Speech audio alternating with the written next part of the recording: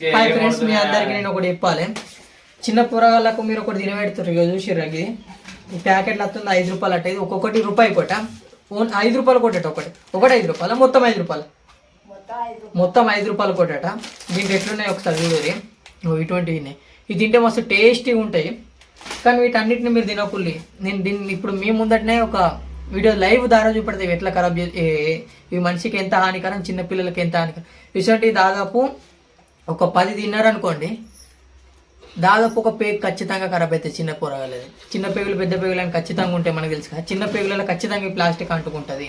ఒకసారి దీన్ని రుజువు చేపిస్తాను, మీరు ఒకసారి చూడండి. గాలి పెట్టి ఒకసారి పెట్టి ఇంకో చూడండి.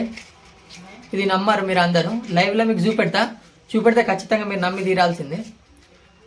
ఆల్రెడీ మీరు చాలా వీడియోలో చూసుకుంటారు, కానీ ఇది మళ్ళీ డిఫరెంట్గా రేంజ్ మార్చుకొని తీసుకొస్తారు. వీళ్ళంతా తెలియకుండా దుకాణం వాళ్ళు కూడా తీసుకొస్తారు. చిన్నపిల్లలు కూడా గది అనగానే పెద్దోళ్ళు ముసలోళ్ళు కూడా అందరూ తక్కువ రేటు కాదు, రూపాయి కూడా దొరుకుతా అని చెప్పేసి కొని ఇస్తారు. కారం అద్దుతారు. ఇంకా దీని మీదకి చూడరి, కారం అద్ది మంచిగా ఇస్తారు. ఇప్పుడు దీన్ని మీకు చూపెడతా చూడరి.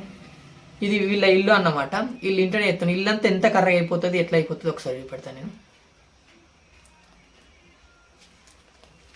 చూడరి, ఇది మొత్తం ప్లాస్టిక్. ఎక్కడైనా తినే వస్తువు కాలిపోతుందా? కాలిపోదు.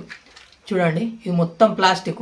దీని పక్క పొంటి చూడరు ఒక్కసారి. మొత్తం ఎట్లా వస్తుందంటే మన మాడిపోతే, మన థర్మాకోల్ మాడిపోతే ఎట్లా వస్తుంది చూసారా?